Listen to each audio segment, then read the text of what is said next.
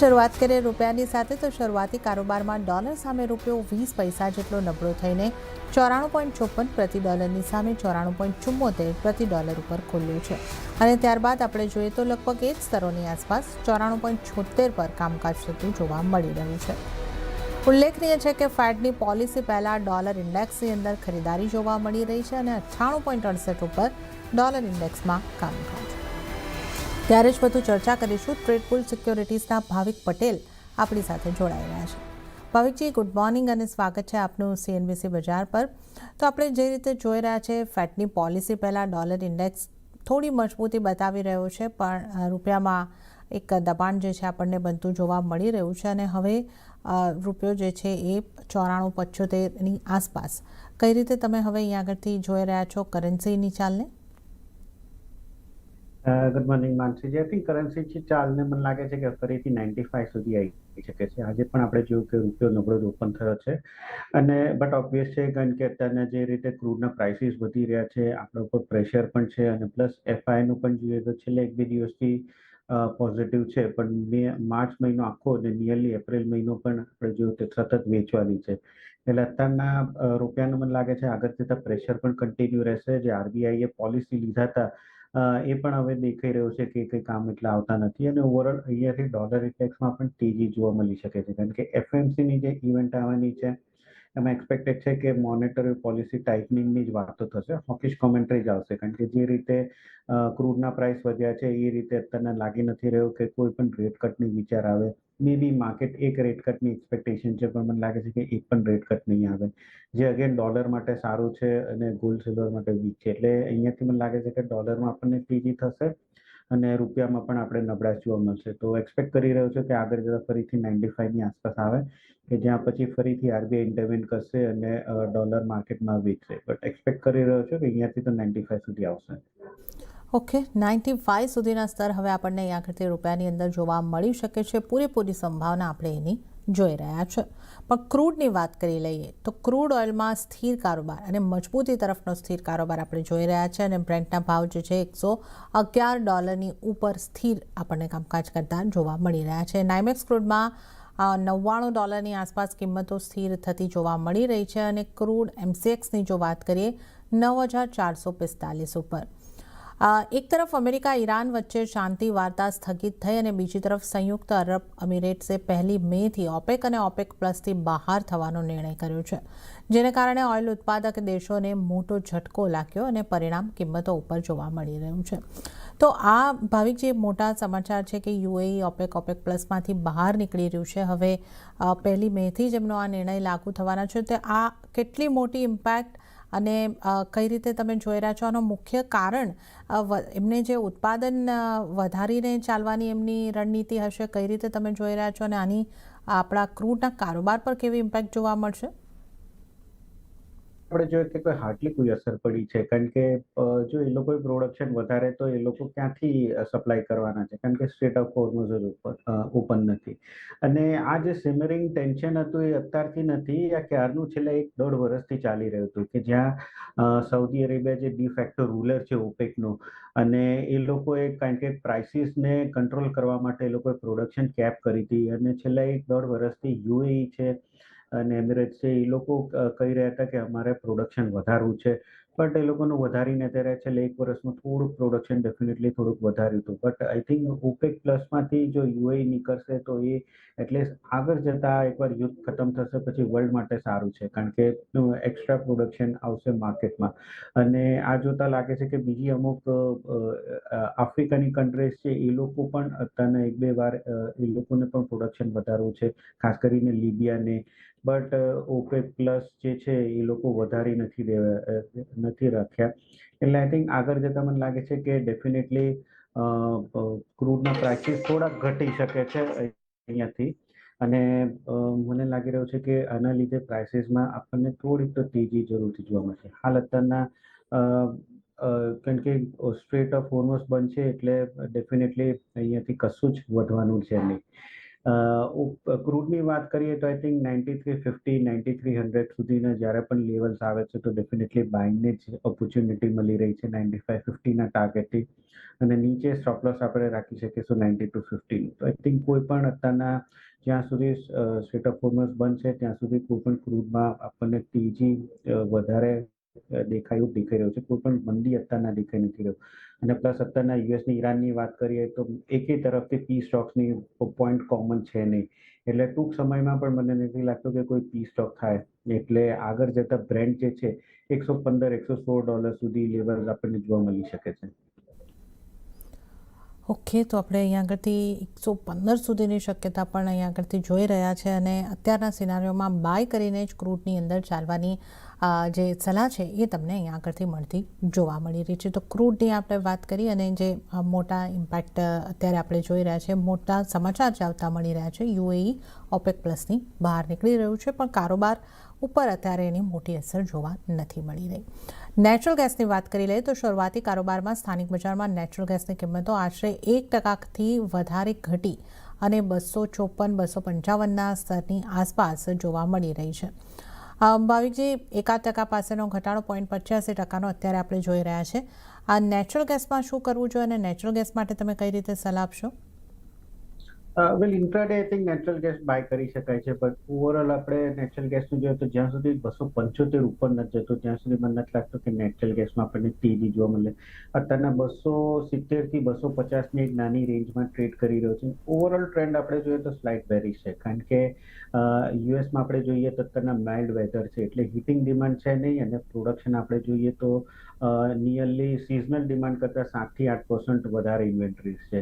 એટલે આ જોતા મને લાગે છે કે નેચરલ ગેસના પ્રાઇસમાં બહુ મોટી તેજી નહીં જોવા મળે. કાલે પણ થોડીક તેજી જોવા મળી હતી, but A again energy pack ખાસ કરીને ક્રૂડમાં તેજી હતી એટલે એના લીધે હતું. પણ આજના દિવસમાં આપણે ફરીથી જોઈ રહ્યા છે કે માર્કેટ જે છે એકદમ સ્ટેબલ થઈ ગયું છે. એટલે આઈ થિંક અહીંયાથી બાઇંગની ઓપોર્ચ્યુનિટી મળી રહી છે, કારણ કે રિસ્ક રિવોર્ડ રેશિયો ફેવરેબલ છે. બટ લોંગ ઓપોર્ચ્યુનિટી હોલ્ડ કરવાની નથી મળી રહી, કારણ કે ફંડામેન્ટલ છે ઘણા જ વીક છે. એટલે જસ્ટ ઇન્ટ્રાડે 260ના ટાર્ગેટ માટે બાય કરી શકાય છે. 255ની આસપાસ ચાલે છે 252ના સ્ટોપ લોસથી. ઓકે, તો અહીંયા આગળથી એક ખરીદી કરવાની સલાહ મળી રહી છે. 255ના ટાર્ગેટ અહીંયા બની શકે છે, અને 252ના સ્ટોપ લોસ. તો ઇન્ટ્રાડે નેચરલ ગેસમાં ખરીદી કરીને ચાલવાની સલાહ બની રહી છે. તો ક્રૂડ અને નેચરલ ગેસની આપણે વાત કરી, બંનેમાં ખરીદી કરીને ચાલવાની સલાહ. અને આ સાથે જ હાલ કોમોડિટી લાઈવમાં આપણે લઈશું એક નાનકડો બ્રેક, અને બ્રેક બાદ વધુ કોમોડિટીઝની ચર્ચામાં ભાવિક પટેલ સાથે આ શોમાં આપણે મળીશું.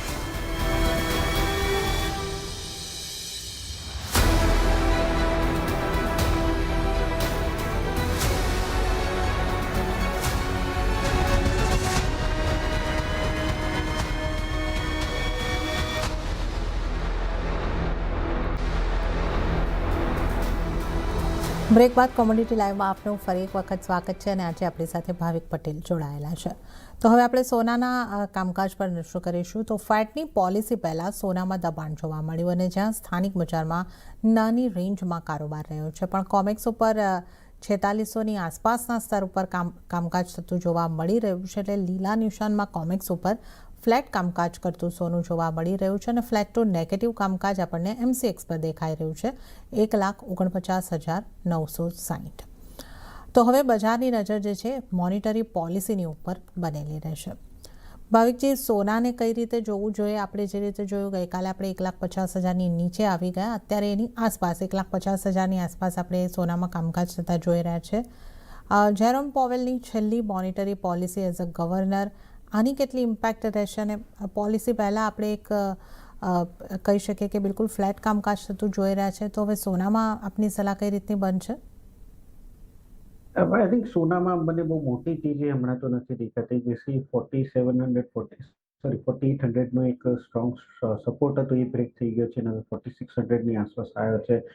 ગઈકાલે આપણને એક શાર્પ કરેક્શન જરૂરથી જોવા મળ્યું છે, અને આજે થોડીક રિકવરી છે. અને એમસીએક્સમાં આપણે એટલી બધી રિકવરી એટલે છે કારણ કે યુએસડી આઈએનઆર જે છે એ વીક છે. બટ અહીંયાથી મને લાગે છે કે પોવેલને જે સ્ટેટમેન્ટ આવવાનું છે ડેફિનેટલી હોકિશ જ આવવાનું છે, કારણ કે હવે ત્યાં પણ ઇન્ફ્લેશન વધ્યું છે બીકોઝ ઓફ હાર્ડ પ્રાઇસીસ. અને આ મિડલ ઈસ્ટનું જે ટેન્શન છે અત્યારે ઓછું થયું દેખાઈ નથી રહ્યું. અને બીજી બધી આ અઠવાડિયે બહુ બધી સેન્ટ્રલ બેંકની પોલિસીઝ જે છે અને બધી પોલિસીઝ લાગી રહ્યું છે કે મોનેટરી ટાઇટનિંગ જ થશે. આપણે જાપાનની વાત કરીએ તો જાપાનમાં ભલે એ લોકોએ સ્ટેટસ ક્વો રાખે છે પણ 9 મેમ્બર્સ હતા એમાંથી 3એ રેટ હાઇકની વાત કરી છે અને અત્યાર સુધી આપણે જોઈ રહ્યા છીએ કે જાપાન જે છે એ રેટ હાઇક કરતું જ નતું, એ લૂઝ મોનેટરી પોલિસી જ રાખતું હતું. ડેસ્પાઇટ વચ્ચે જ્યારે રશિયા યુક્રેનનું યુદ્ધ થયું હતું અને બધા જ મોનેટરી બેંક્સ હતી જે લોકોએ મોનેટરી ટાઇટનિંગ કર્યું હતું પણ જાપાને લૂઝ કર્યું હતું. હવે અત્યારના એ લોકો વધારવાનું વિચારી રહ્યા છે. દેટ મીન્સ કે એ લોકોને પણ હવે ઇન્ફ્લેશનનું પ્રેશર દેખાઈ રહ્યું છે, જે ઓફકોર્સ બીજી બધી સેન્ટ્રલ બેંક્સને પણ દેખાશે. એટલે આના લીધે રિસ્કી એસેટ્સ ખાસ કરીને ગોલ્ડ અને સિલ્વર છે એ તો દબાણમાં રહેવાના છે અને ડોલરમાં આપણને તેજી જોવા મળી શકે છે. આજના દિવસમાં મને લાગે છે કે ગઈકાલનું આટલું કરેક્શન છે અને રૂપિયો નબળો છે એટલે થોડીક રિકવરી આવશે. બટ સેકન્ડ હાફમાં અગેન લાગી રહ્યું છે કે જેમ જેમ ફેડની પોલિસી નજીક આવશે એમ એમ માર્કેટમાં આપણને ગોલ્ડ અને સિલ્વરમાં સેલિંગ પ્રેશર જ જોવા મળશે. તો આજે જસ્ટ એક રિકવરી અને શોર્ટ કવરિંગ માટે બાઇંગની રિકમેન્ડેશન છે. મિની કોન્ટ્રાક્ટમાં 1,50,000 કરંટ માર્કેટ પ્રાઇસ ચાલે ત્યાંથી જ એકવાર બાય કરી શકાય 1,51,000ના ટાર્ગેટથી અને 149,500ના સ્ટોપ લોસ રાખી શકાય છે. ઓકે, તો ઇન્ટ્રાડે માટે અહીંયા આગળથી જે સોનામાં રિકવરી જે આવી શકે છે મોટા ઘટાડા બાદ, એને માટે તમે બાઇંગ કરીને ચાલી શકો છો. 1,50,000થી બાય કરો, 1,55,000નો ટાર્ગેટ અને 1,49,500ના સ્ટોપ લોસને ધ્યાને રાખીને સોનામાં ઇન્ટ્રાડે માટે બાઇંગ કરવાની સલાહ બની રહી છે. હવે ચાંદીની વાત કરી લઈએ તો શરૂઆતી કારોબારમાં સ્થાનિક બજારમાં ચાંદીમાં મામૂલી ખરીદારી સાથે 2,37,000ની પાસે કારોબાર જોવા મળ્યો છે. 2,38,275 પર અત્યારે આપણે કામકાજ જોઈ રહ્યા છીએ. એટલે રિકવરી ચાંદીમાં આપણને થતી જોવા મળી રહી છે. અને વૈશ્વિક બજારમાં ચાંદીની વાત કરીએ તો ત્યાં 1% આસપાસની મજબૂતી, $73.77 પર ચાંદીમાં કોમેક્સ ઉપર કામકાજ થતું જોવા મળી રહ્યું છે. ચાંદીમાં થોડી રિકવરી સોનાની સરખામણીમાં સારી દેખાઈ રહી છે. ભાવિકજી, ચાંદીને તમે કઈ રીતે જોઈ રહ્યા છો અને ચાંદીમાં શું કરવું જોઈએ? વેલ, ચાંદીમાં આજે સોનાની પાછળ તો બાઇંગ જ દેખાય છે. બટ યસ, શોર્ટ ટર્મમાં જોઈએ તો હજી પણ ટ્રેન્ડ તો આઈ થિંક નેગેટિવ જ છે ચાંદીમાં. આઈ થિંક જ્યાં સુધી $75ની ઉપર નથી જતો ત્યાંથી થોડુંક વનરેબલ છે. નીચે મને લાગે છે કે $72નો એક સપોર્ટ છે. અહીંયા પણ આપણે મિનિમમ પણ જોઈએ તો 2,43,000નો એક સપોર્ટ છે. આજના દિવસમાં ગઈકાલે પણ આપણે સારું એવું કરેક્શન જોયું છે. તો આજના દિવસમાં લાગે છે કે યસ, થોડુંક પુલબેક અને શોર્ટ કવરિંગ ડેફિનેટલી જોવા મળી શકે છે. બટ અગેન મારો વ્યૂ એ જ છે કે આગળ જતા મોસ્ટ ઓફ સેન્ટ્રલ બેંક છે એ લોકો ટાઇટનિંગની જ વાતચીત કરવાના છે. જે રિસ્કી એસેટ્સ છે ખાસ કરીને ગોલ્ડ અને સિલ્વર એના માટે નેગેટિવ જ છે. એટલે આઈ થિંક વ્યૂ આગળ જતા મારો થોડોક નેગેટિવ છે. બટ જસ્ટ ઇન્ટ્રાડે પર્પઝથી શોર્ટ કવરિંગ એક્સપેક્ટ કરી રહ્યો છું અને રિસ્ક રિવોર્ડ રેશિયો પણ અહીંયાથી ફેવરેબલ નથી શોર્ટ માટેનું. તો બાઇંગની જે રિકમેન્ડેશન છે અરાઉન્ડ 2,47,000ની આસપાસ ચાંદીમાં બાય કરી શકાય છે મિની કોન્ટ્રાક્ટ 2,50,000ના ટાર્ગેટથી અને સ્ટોપ લોસ રાખી શકાય 2,46,000નો. ઓકે, તો ચાંદીમાં થોડા લાંબા ગાળા માટે નેગેટિવ વ્યૂ, પણ આજે એક શોર્ટ કવરિંગ માટે તમે ઇન્ટ્રાડેમાં બાઇંગ કરીને ચાલી શકો છો. તો મિની કોન્ટ્રાક્ટ સિલ્વર મિનિમાં બાય કરો 2,47,000ની આસપાસથી 2,50,000નો સ્ટોપ લોસ અને 2,46,000ના ટાર્ગેટ તમને ચાંદીમાં જોવા મળી શકે છે. તો ચાંદી અને સોનામાં ઇન્ટ્રાડે બાઇંગ કરીને ચાલવાની સલાહ બની રહી છે. હવે જો મેટલની વાત કરી લઈએ તો શરૂઆતી કારોબારમાં સ્થાનિક બજારમાં નિકલ સિવાયની તમામ મેટલ્સમાં સારી તેજી જોવા મળી. જોકે વૈશ્વિક બજારમાં મજબૂત ડોલર ઇન્ડેક્સને કારણે સતત ચોથા દિવસે કોપરની કિંમતો ઘટી છે અને ચીલી તરફથી સપ્લાયની ચિંતાએ પણ અસર કિંમતો પર થતી જોવા મળી રહી છે. તો એમસીએક્સ પર આપણે જો ક્રૂડની વાત કરીએ તો એલ્યુમિનિયમ અને કોપર 0.5% ઉપરની મજબૂતી બતાવી રહ્યા છે.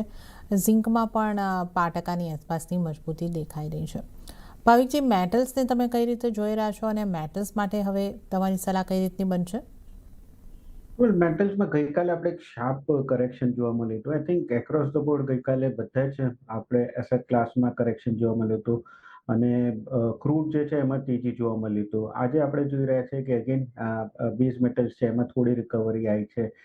કારણ કે વચ્ચે આપણે જોયું કે ચાઇના જે છે 1st થી 5th જે છે મે એ બંધ રહેવાનું છે. એટલે એની પહેલા એ લોકોએ પિકઅપ એક્ટિવિટી જરૂરથી કરી હતી. એટલે ડિમાન્ડ આવી હતી કોપરની, એલ્યુમિનિયમની, ઝિંકની, જેને લીધે પ્રાઇસીસ માં આપણને તેજી જોવા મળી હતી. આઈ થિંક આજના દિવસમાં મને લાગે છે કે કાલનું જે કરેક્શન છે પતી ગયું છે. હવે અહીંયાથી અગેન મારો વ્યૂ થોડોક પોઝિટિવ છે. ઓવરઓલ ટ્રેન્ડ હજી પણ બેઝ મેટલ્સમાં તો સ્ટ્રોંગ જ છે. તો કોપર અને એલ્યુમિનિયમ આઈ થિંક મારી થોડી ટોપ પિક રહેશે, કારણ કે એ બેમાં હજી પણ આપણે જોઈએ તો ડિમાન્ડ જે છે યથાવત રહેશે.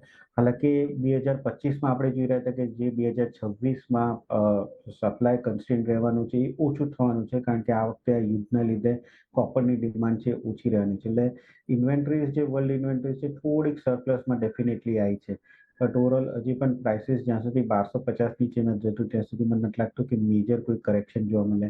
આજના દિવસમાં 1280ની આસપાસ જો કોપર આવે છે મે કોન્ટ્રાક્ટ, તો બાય કરી શકાય છે 1289ના ટાર્ગેટથી, અને 1277નો સ્ટોપ લોસ રાખી શકાય છે. એલ્યુમિનિયમ પણ મને લાગી રહ્યું છે કે જ્યાં સુધી સ્ટ્રેટ ઓફ હોર્મુઝ બંધ છે ત્યાં સુધી એલ્યુમિનિયમના પ્રાઇસમાં આપણને કોઈ કરેક્શન જોવા નહીં મળે, કારણ કે ચાઇનાએ ઓલરેડી પ્રોડક્શન કેપ કરી દીધું છે અને 9 to 10% ઓફ વર્લ્ડ આઉટપુટ જે છે જે મિડલ ઇસ્ટથી આવે છે એ અત્યારે સ્ટ્રેટ ઓફ હોર્મુઝના લીધે બંધ થઈ ગયું છે. એટલે આગળ જતાં ડેફિનેટલી એલ્યુમિનિયમના પ્રાઇસીસમાં આપણને હાઈ જોવા મળશે જ.